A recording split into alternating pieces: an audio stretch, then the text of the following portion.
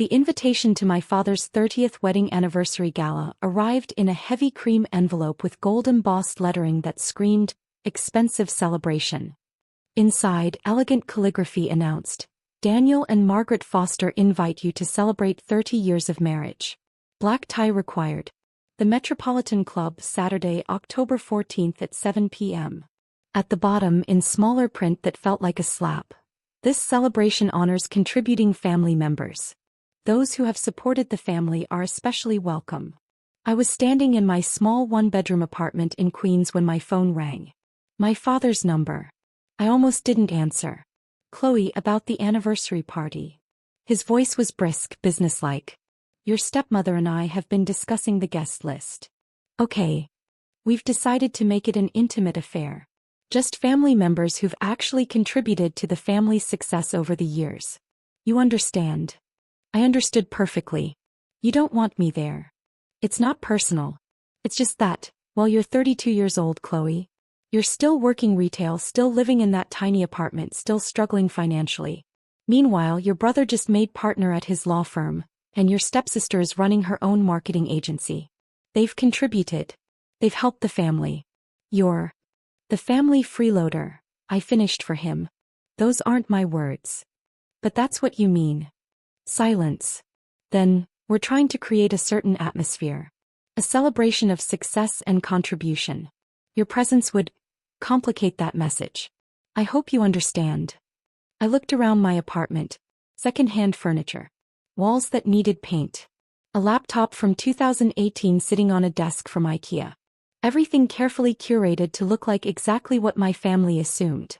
A struggling retail worker barely making ends meet. The reality was somewhat different. I pulled up my banking app while my father continued his explanation. Personal checking account, $4,247.89. Retail salary deposited bi-weekly. Then I switched to my business account. Foster Analytics LLC. Current balance, $23,847,291.67. $23,847,291.67. I was the founder and CEO of one of the fastest-growing data analytics firms in the Northeast. We provided predictive modeling for healthcare systems, insurance companies, and pharmaceutical firms. Last year's revenue, $67 million. And my father thought I was a freeloader. "I understand," I said quietly. "Enjoy your anniversary celebration." "Chloe, don't be like that." I said I understand. "Goodbye, Dad." I hung up and opened my laptop. I sent one email to Dr. James Chin, the forensic accountant I kept on retainer for complex financial analysis. "James, I need a complete audit of all financial support I've provided to the Foster family over the past 6 years. Every wire transfer, every anonymous payment, every coincidental benefit. I need it documented, verified, and ready to present at the Metropolitan Club on October 14th at approximately 8 p.m. Can you do it?" His reply came within minutes. "Absolutely. This sounds like it's going to be interesting." "It's going to be devastating," I corrected. 2 weeks until my father's anniversary gala. 2 weeks until the family freeloader presented her accounting. My mother died when I was 11 years old. Ovarian cancer, diagnosed too late, progression too fast. 6 months from diagnosis to funeral. My father, Daniel Foster, was a successful commercial real estate developer. Not wealthy but comfortable. He provided well, worked hard, and loved my mother deeply. Her death shattered him. He remarried within 2 years, to Margaret, a widow with 2 children of her own. My stepbrother Kyle was 2 years older than me, already the golden child with perfect grades and athletic achievements. My stepsister Amber was my age, confident and charismatic in all the ways I wasn't. From the beginning, Margaret made the family dynamics clear. Her children were the success stories. I was the project that needed fixing. "Chloe's grades are slipping," she'd tell my father at dinner.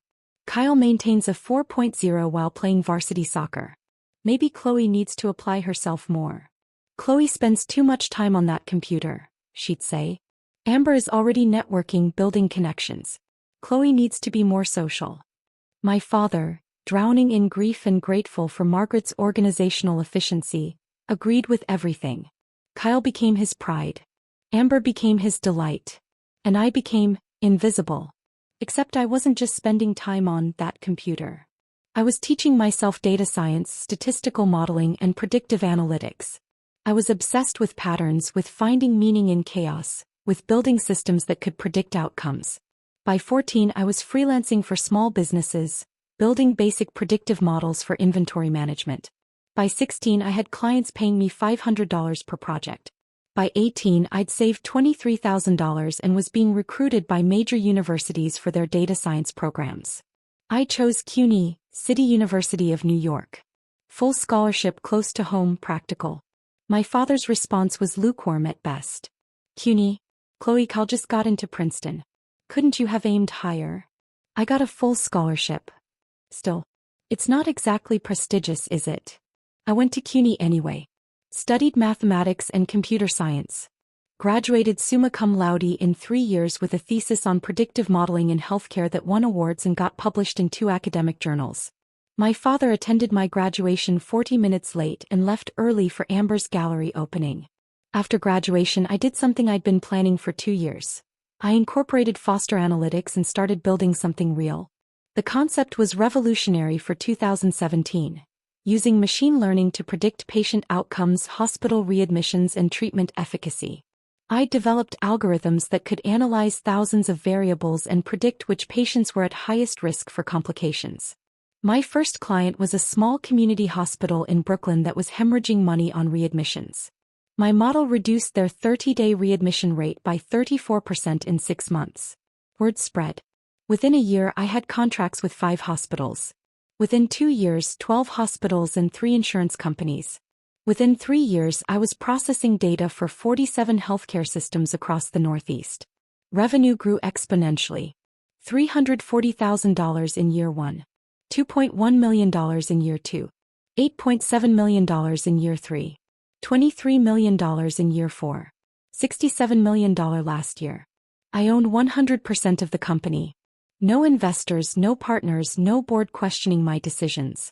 By age 30, I was worth approximately $31 million.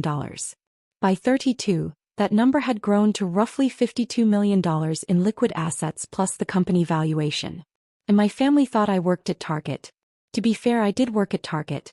10 hours a week, mostly weekends, in the electronics department. I liked it.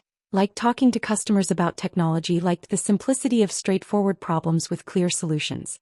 It was also the perfect cover. My family saw the Target uniform and the modest apartment and filled in the rest of the narrative themselves. Chloe was struggling, working retail, barely getting by while her successful siblings thrived. They never asked for details.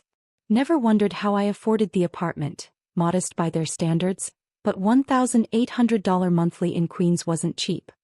Never questioned how I had time for hobbies, or why I was always on my laptop. They just assumed I was failing and moved on with their lives. Meanwhile, I watched my family struggle in ways they'd never admit. My father's real estate business hit a downturn in 2019. Major projects fell through. Investors pulled out. He was leveraged heavily, overextended, on the edge of catastrophic financial collapse. So I helped. Anonymously. I created a shell corporation and became a silent investor in his projects.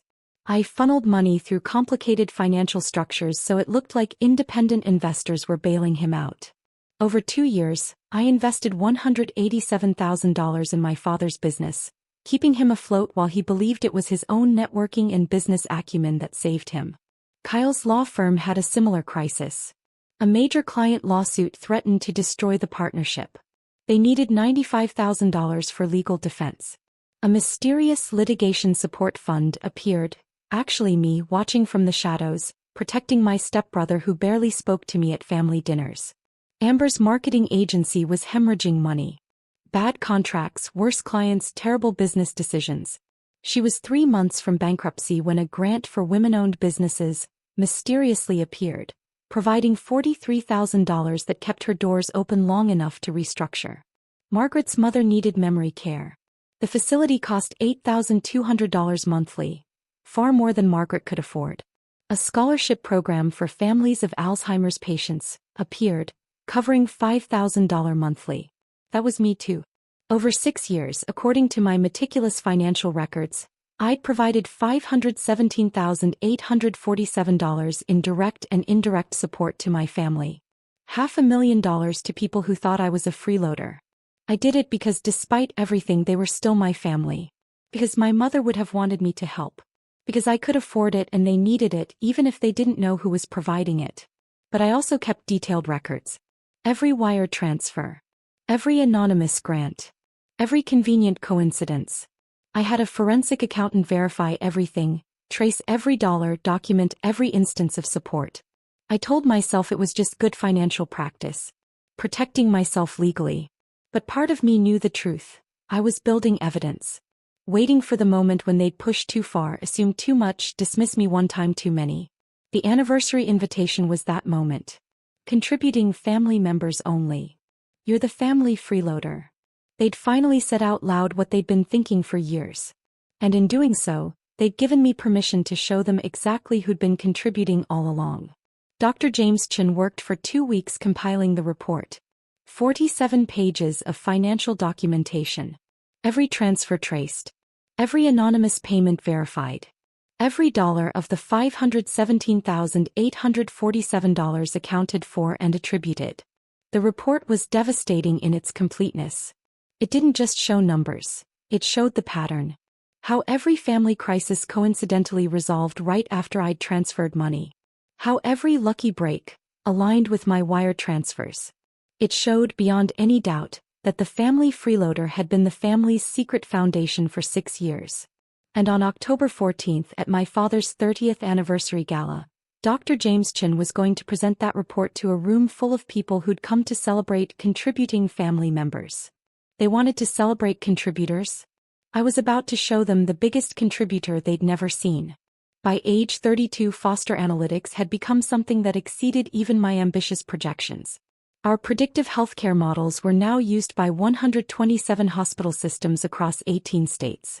We'd expanded beyond readmissions into surgical outcomes, chronic disease management, and pharmaceutical efficacy prediction. Our algorithms could predict which patients would develop complications with 91% accuracy up to 6 months in advance. The company was valued at $180 million based on our last private valuation.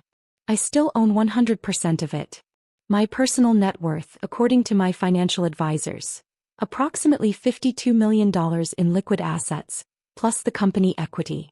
I worked from my apartment in Queens 3 days a week and from our Manhattan office 2 days a week.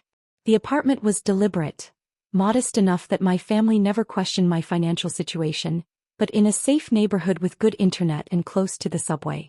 The office was different. 38th floor of a building in Midtown, floor-to-ceiling windows, conference rooms with video walls displaying our real-time data analytics. 23 employees, including data scientists with PhDs from Stanford and MIT. My family had never visited either location. They'd never asked where I worked or what exactly Foster Analytics did. They just knew it was some computer thing that didn't make much money because I still worked at Target. The Target job was deliberate too. It gave me a visible, understandable income source. It explained why I could afford my apartment without raising questions. It fit their narrative of Chloe the underachiever. What they didn't know was that I made more in passive income each month than they collectively earned in a year. My CFO, Patricia Gonzalez, knew the truth about my family. She'd been with Foster Analytics since year 2, when we were still operating out of my apartment and couldn't afford real office space. "You know this is insane, right?" she'd said one day after I'd authorized another anonymous payment to my father's business. "You're literally funding the people who think you're a failure." "I know. Why not just tell them? Show them what you've built?" I'd thought about that question for a long time. Because the moment I tell them, everything changes. They'll want something from me. Investments, loans, partnerships. I'll never know if they value me or what I can give them. "Chloe, they already don't value you. They called you a freeloader and uninvited you from an anniversary party. What exactly are you protecting?" He was right, of course. But I kept helping anyway. Kept the anonymous support flowing. Partly from habit. Partly from hope. Mostly because I didn't know how to stop caring about people who'd stopped caring about me. The anniversary invitation changed everything. Not just the contributing family members only language, though that stung. But my father's phone call. The casual cruelty of "you're the family freeloader," combined with the assumption that I'd understand and accept my exclusion. That's when I hired Dr. James Chin to compile the forensic report. James was one of the best forensic accountants in the country. He'd worked on major fraud cases, testified in federal court, tracked money through labyrinths of shell corporations and offshore accounts. Tracing my legitimate wire transfers to my own family was, as he put it, almost insultingly easy. "These people have no idea," he'd said during our second meeting reviewing the evidence. "Every time they had a crisis, you appeared like a financial fairy godmother. And they never once questioned where the help was coming from. They thought it was grants, scholarships, lucky breaks. They never imagined it might be me. Because you work at Target. Because I work at Target." James had compiled everything into a presentation-ready format. 47 pages with charts, graphs, and timelines showing exactly when each crisis occurred and when my money arrived. It was devastating in its clarity. "When do you want to deploy this?" he'd asked. "October 14th. My father's 30th anniversary gala. 8 o'clock during the speeches. You want me to present this at their anniversary party? I want you to present it to a room full of their friends, family, and business associates. All the people they invited to celebrate, contributing family members. I want everyone who matters to them to know exactly who's been contributing." James had smiled. A sharp, professional smile that suggested he'd been waiting his entire career for an assignment like this. "I'll need access to the venue. Audiovisual setup for the presentation. A microphone. I'll arrange it. The Metropolitan Club knows me. I'm on their tech committee, helped them upgrade their network infrastructure last year. They owe me a favor. They know you as Dr. Chloe Foster, CEO of Foster Analytics. They have no idea I'm related to the anniversary couple. I told them I needed the AV setup for a surprise presentation honoring long-term club members." Which is technically true. Technically. 2 days before the anniversary, everything was arranged. James had the presentation loaded on an encrypted drive. The Metropolitan Club had the AV system ready. I had a black tie dress purchased specifically for the occasion, the first expensive dress I'd bought in years. I wasn't invited to the gala. But I was about to make an entrance they'd never forget. The week before the anniversary gala brought a cascade of small humiliations that made my decision feel increasingly justified. On Monday, I received a group email in the Foster family chain. My stepmother Margaret had sent photos of the gala preparations.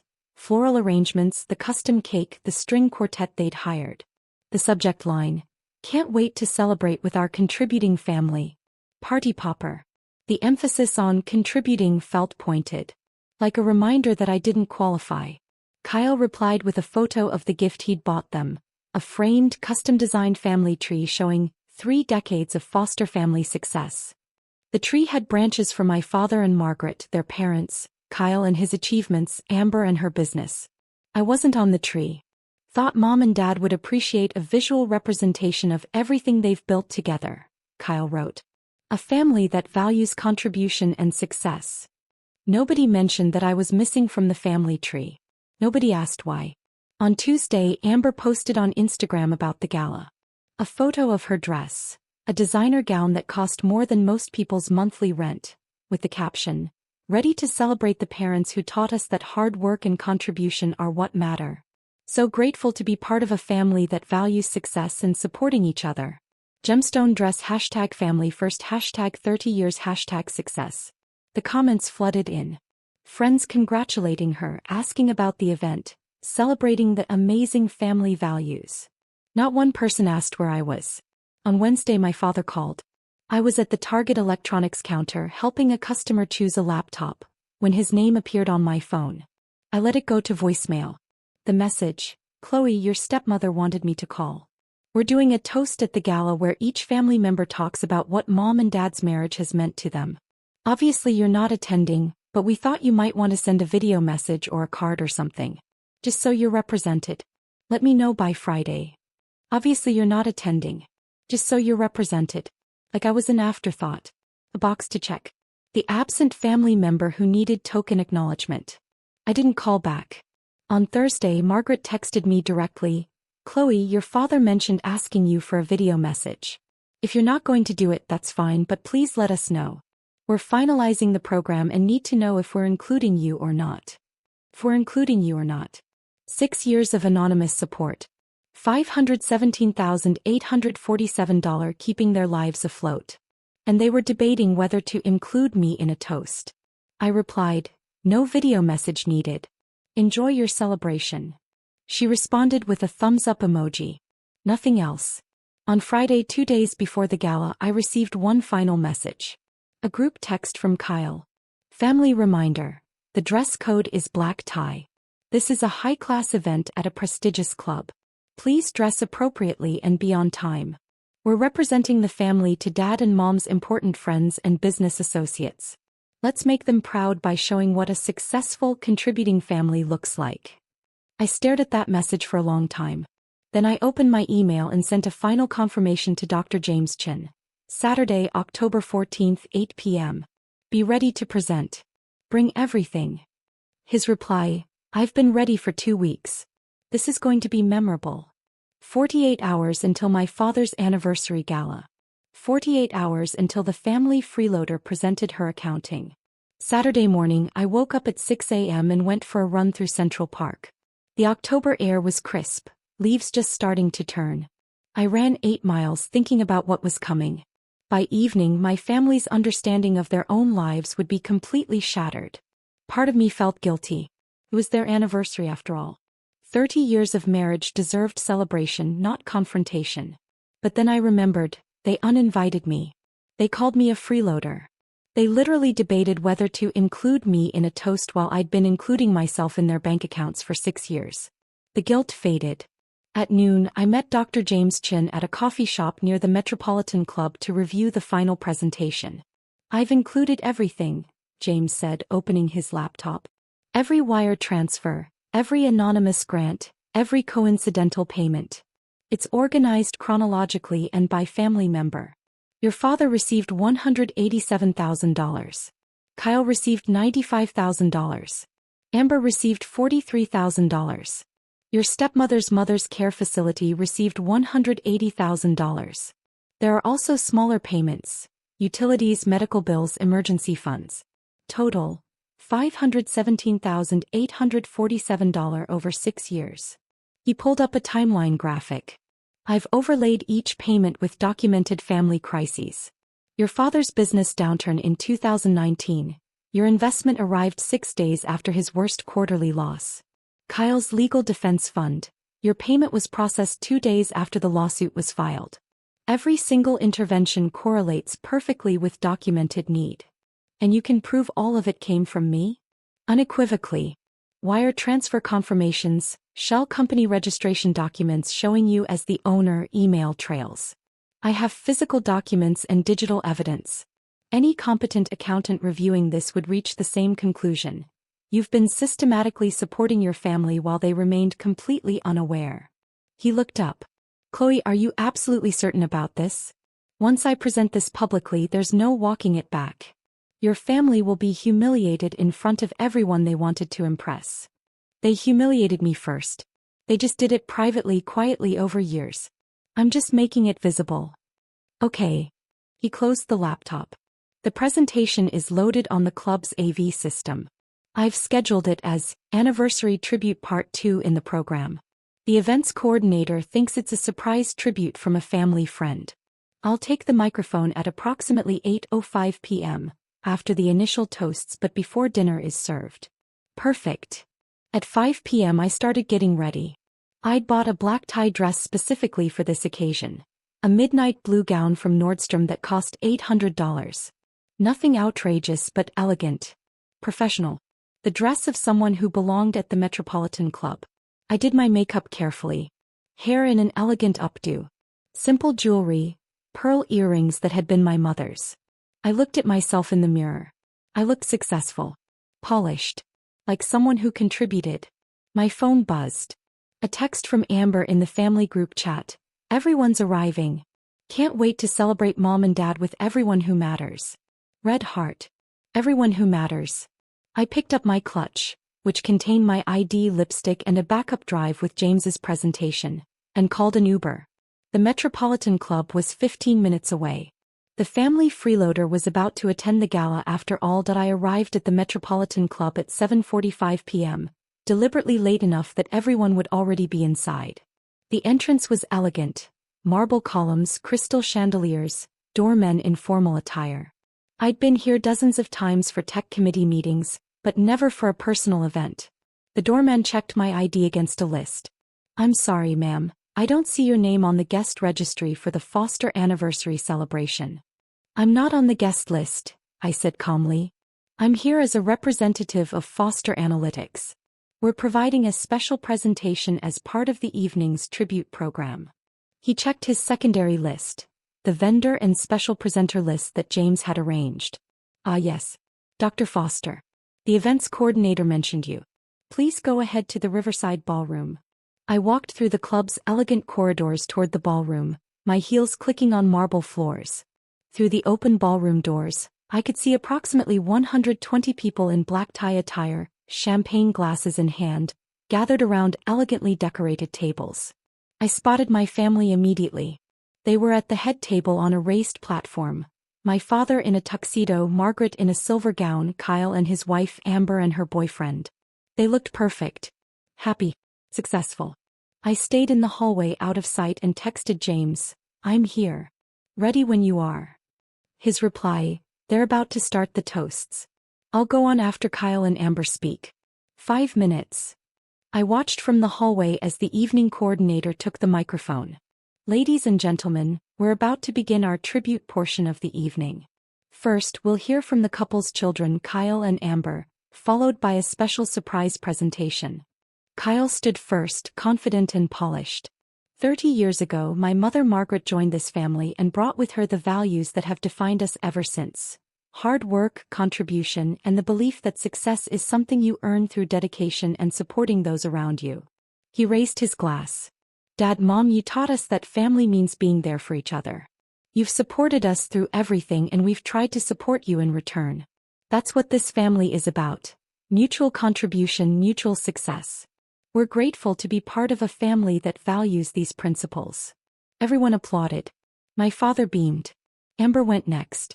"Growing up in this family, I learned that success isn't just about individual achievement. It's about lifting each other up. Mom and Dad have always been there when we needed them and we've tried to be there for them. That's what makes this family special. We contribute to each other. We support each other." More applause. Margaret dabbed at her eyes with a napkin. Then the coordinator spoke again. "And now we have a very special surprise presentation. Please welcome Dr. James Chin, forensic accountant, with a tribute to the Foster family's spirit of contribution and support." James walked to the microphone carrying his briefcase. He was in his 50s, distinguished looking in an impeccable suit, completely professional. My family looked confused. They clearly didn't recognize him. "Good evening," James began, his voice calm and authoritative. "My name is Dr. James Chin. I'm a forensic accountant specializing in financial analysis and asset tracing. I've been asked to present some findings that relate directly to tonight's celebration of family contribution and support." He opened his briefcase and pulled out a bound report, holding it up for the room to see. "This is a comprehensive 6-year financial audit of support provided to the Foster family. What I'm about to share may come as a surprise to many people in this room, including the guests of honor."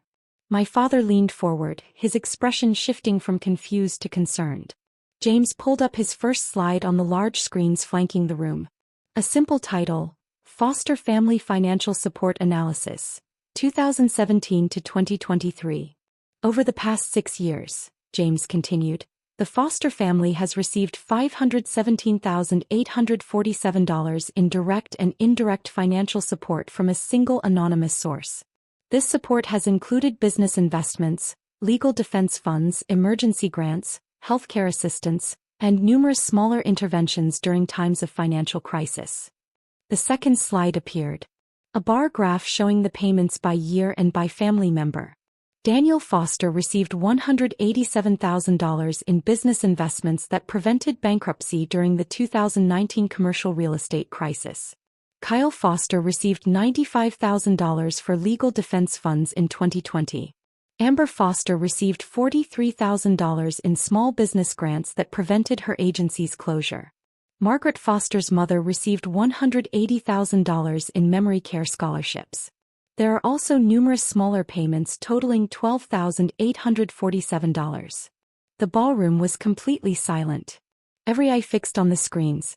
My father stood up. What is this? Who authorized this presentation? James continued smoothly. Each of these payments was made anonymously through shell corporations, private foundations, and strategic grants. The recipients believed they were receiving help from various independent sources: investors, charitable organizations, government programs. However, forensic analysis reveals that every single dollar came from the same source. He clicked to the next slide. A network diagram showing all the shell corporations, all the payment routes, all converging to a single point. The source, James said, is Foster Analytics LLC, a data analytics company specializing in predictive healthcare modeling. The company is valued at $180 million and generated $67 million in revenue last year. Another click. My company's homepage appeared on the screens, showing our logo and mission statement. Foster Analytics is wholly owned by its founder and CEO. He paused for effect. Dr. Chloe Foster. The room erupted. Gasps, shocked murmurs, people turning to look for me. My father's face went white. Margaret grabbed his arm. Kyle and Amber were staring at the screens in disbelief. James pulled up the next slide. A photo of me from our company website, professional headshot in business attire. Dr. Chloe Foster, age 32, holds a PhD in applied mathematics from CUNY. She founded Foster Analytics 6 years ago and has grown it into one of the most successful healthcare data firms in the Northeast. Her personal net worth is approximately $52 million in liquid assets, plus company equity. This is insane, Kyle said loudly. Chloe works at Target. She lives in a tiny apartment. She can't possibly. She does work at Target, James interrupted calmly. 10 hours per week in the electronics department. She also runs a multi-million-dollar company, owns a $52 million portfolio, and has been anonymously supporting this family for 6 years while you called her a freeloader. The last word hung in the air like an accusation. Margaret found her voice. This can't be right. Chloe is, she's always been, she's never said. She's never told you, James agreed. Biz, you never asked. You saw her modest apartment and her retail job and filled in the rest of the narrative yourselves. Meanwhile, she was systematically preventing every financial crisis this family faced. He pulled up a timeline. June 2019. Daniel Foster's business faces potential bankruptcy. 6 days later, an anonymous investor provides $187,000 in capital. October 2020. Kyle Foster's law firm faces a lawsuit that could destroy the partnership. 2 days later, a litigation support fund appears with $95,000. March 2021. Amber Foster's agency is 3 months from closure. A women's business grant provides $43,000. Each event was marked on the timeline with 2 vertical lines. One for the crisis, one for my payment. They lined up perfectly. Every single intervention, James said, occurred within days of documented need. Every payment came from accounts controlled by Chloe Foster. The pattern is undeniable. The room was silent except for one person crying. I couldn't see who. My father was still standing, his hands shaking, staring at the screens. Where is she? Is Chloe here? I stepped into the ballroom entrance. Every head turned. I walked down the center aisle toward the head table, my midnight blue gown catching the chandelier light. People parted to let me through, staring like I was a ghost. Hi, Dad, I said when I reached the platform. Sorry I'm late. I wasn't on the guest list. Something about only inviting contributing family members. My father opened his mouth but no sound came out. James continued from the microphone. Dr. Foster was uninvited from tonight's celebration because, and I quote from the invitation, it was for contributing family members only. She was told she was the family freeloader. He pulled up one final slide. A simple summary. Total support provided. $517,847 years of support. 6 family members awareness. 0% description of benefactor by family, freeloader. Dr. Foster asked me to present this information tonight so that everyone celebrating family contribution could see exactly who's been contributing all along. The silence was absolute. 120 people frozen staring at me and my family. I looked at my father. At Margaret. Kyle and Amber. You wanted to celebrate contribution? I said quietly. Here's my contribution. $517,847 over 6 years. I kept you afloat. I saved Dad's business. I saved Kyle's career. I saved Amber's agency. I paid for grandmother's care. My voice got stronger. And you called me a freeloader. You uninvited me from your anniversary because I didn't contribute enough. You made a family tree showing your success and left me off it entirely. You debated whether to include me in a toast while I was literally included in all your bank accounts. Margaret was crying now. We didn't know. You didn't ask. The words came out sharper than I intended. 6 years. Did you ever once ask about my life? About my work? About how I was managing financially? You worked at Target, Kyle said weakly. You lived in a small apartment. How were we supposed to know? By asking. By caring enough to wonder instead of assuming. I turned to face the entire room. I built a $180 million company while they thought I was failing. I became worth $52 million while they pitted my financial struggles. And when they decided to celebrate contributing family members, they excluded the person who'd been contributing everything. I looked back at my father. He had tears running down his face. Chloe, he whispered. I didn't. I never. I know, I said. He never looked. That's the problem. I turned to James. Thank you for the presentation. I think everyone here now understands exactly who's been contributing to this family. I walked back down the aisle toward the exit. Behind me, the ballroom erupted in whispers, shocked conversations, my family calling my name. I didn't look back. The family freeloader had made her contribution. And everyone had seen it. I made it to the club's entrance before my father caught up with me. Chloe, please stop. I turned. He was running, still in his tuxedo, his face red and tear-streaked. Behind him, guests were streaming out of the ballroom, phones already out, undoubtedly texting friends about the drama they'd just witnessed. Please, he gasped. Please just give me 5 minutes. Let me explain. Explain what? That you didn't know your daughter was successful? That you assumed I was struggling? That you called me a freeloader and uninvited me from your anniversary? I didn't mean I thought. He struggled for words. You worked at Target. You lived in that apartment. You never said you were running a company worth millions. How was I supposed to know? By asking Dad.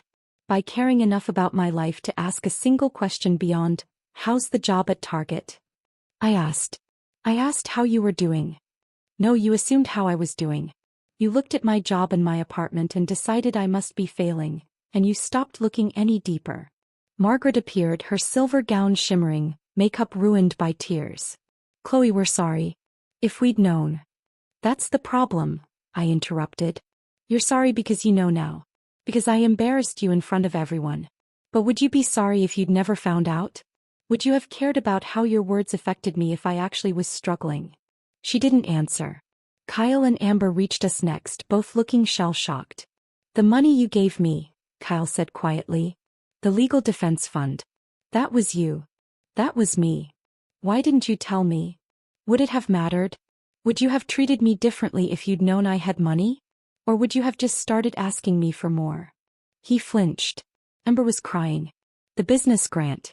The anonymous patron who bought my work. That was all you. All me. I don't understand. Why would you help us if we were so awful to you? Because you're my family, I said simply. Because despite everything, I didn't want to watch you fail. But I wanted you to value me without the money. I wanted to know if you'd care about me as Chloe, not as a bank account. We do care, my father started. You uninvited me from your anniversary, Dad. You called me a freeloader. You made a family tree that didn't include me. Those aren't the actions of people who care. My phone was exploding with notifications. The confrontation was already going viral. Someone had filmed James's presentation and posted it online. A text from my CFO Patricia. Chloe, you're trending on Twitter. #FamilyFreeloader is everywhere. Are you okay? I wasn't okay. I was devastated and angry and hollow all at once. I need to leave, I said to my family. Chloe, please, my father begged. Don't go like this. We can talk, we can fix this. Fix what? Your anniversary is ruined. Your friends and business associates just watched you get exposed as people who couldn't recognize success in your own daughter. Half the people in that ballroom are probably already texting everyone they know about the foster family drama. There's nothing to fix tonight. Tomorrow then. Can we talk tomorrow? I looked at him, at this man who'd raised me but never really seen me. Who'd remarried and merged families but left me behind. Who'd celebrated contribution while dismissing the biggest contributor. Maybe, I said. But Dad, next time you want to celebrate contributing family members, maybe actually notice who's been contributing. I walked out of the Metropolitan Club, leaving my family standing in the entrance, surrounded by gossiping guests and the wreckage of their perfect anniversary celebration. Behind me, the freeloaders' accounting was complete. Ahead of me, nothing was certain. But at least they finally saw me. Even if being seen hurt more than being invisible ever had. The video of Dr. James Chen's presentation went viral within 48 hours of the anniversary gala. #FamilyFreeloader became a trending topic. Business Insider ran a feature. Forbes did a profile on Foster Analytics that included the full story of my family's assumptions. The headline that hurt most: Data Analytics CEO gave family $517,000 while they called her a freeloader. It sparked a national conversation about family dynamics, invisible labor, and the assumptions we make about success based on appearances. My company's profile increased dramatically. We received inquiries from 23 new healthcare systems in 1 week. Our valuation jumped to $240 million as investors appreciated the story of a founder who'd quietly built something revolutionary while being dismissed by her own family. My family fell apart in slow motion. My father's business associates distanced themselves. The anniversary gala became infamous in their social circles, not as a celebration of 30 years of marriage, but as the event where the family's financial ignorance was exposed publicly. Margaret filed for separation 6 weeks after the anniversary. Not because of the money she claimed in her lawyer's statement, but because of irreconcilable differences in values and communication. Kyle took a leave of absence from his law firm after clients expressed concerns about his judgment. If he couldn't see success in his own sister, one client reportedly said, "How can we trust his assessment of anything?" Amber closed her marketing agency. Not because of finances. Ironically, my support had actually stabilized her business enough that she could sell it for a modest profit. But because she needed time to reevaluate her priorities. And my father called me every week. I didn't answer for the first month. Then I listened to his voicemails, each one more broken than the last. "Chloe, I'm in therapy. Trying to understand how I missed this. How I failed you. Your mother would be so ashamed of me. He always saw you. I don't know when I stopped looking. I sold the business. I couldn't work with people who looked at me like I was the father who couldn't recognize his own daughter's success." Finally, 8 weeks after the anniversary, I agreed to meet him for coffee. He looked smaller. Older. The confident real estate developer had been replaced by a tired man in a regular suit, carrying visible guilt. "I don't expect forgiveness," he said before I could speak. "I don't deserve it. But I want you to know I understand now. I valued appearances over substance. I measured success by what I could see: clothes, cars, apartments, instead of asking about the things that actually matter. Like your daughter's life? Like my daughter's life." His voice cracked. "Chloe, you built something extraordinary. You became someone extraordinary. And I was so busy looking at surface things that I completely missed the person you'd become." We sat in silence for a while. "The money you gave us," he said eventually. "I want to pay it back." "I don't want your money, Dad." "Then what do you want?" I thought about that question for a long time. "I want you to ask me about my day. About the new algorithm we're developing. About the hospital systems we're helping.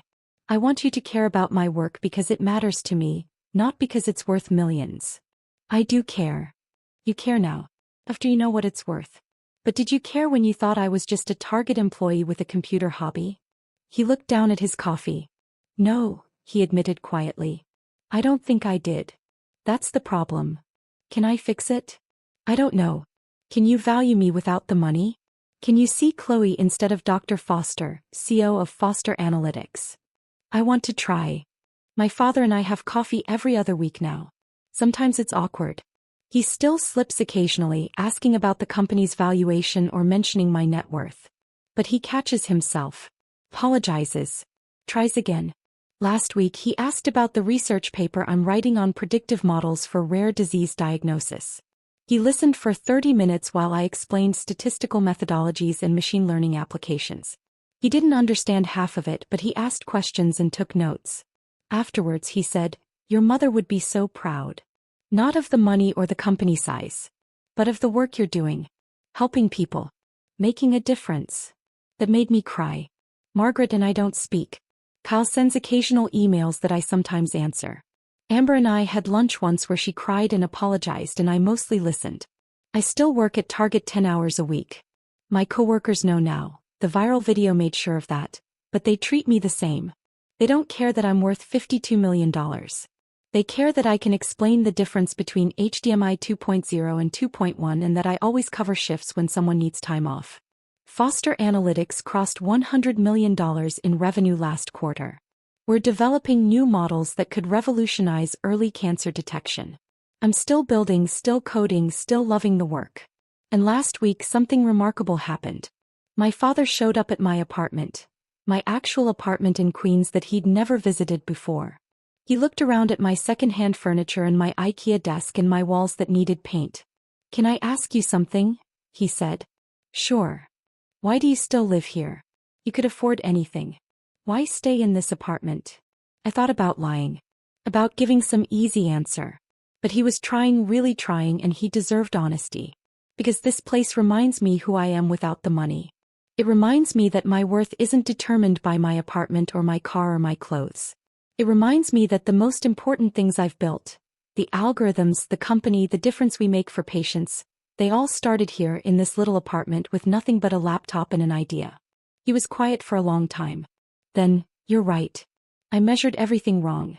Success isn't what you own. It's what you build. What you contribute. Who you help. Took you a while to figure that out. I'm a slow learner." He smiled weakly. "But I'm trying. I know, Dad. I know. It's not perfect. May never be perfect. But for the first time in 6 years my father sees me. Really sees me. Not the bank account. Not the company. Not the net worth. Just Chloe. His daughter who builds things that help people and works at Target because she likes it and lives in a modest apartment because it keeps her grounded. The family freeloader who was actually the family's foundation. And finally, painfully, everyone knows it.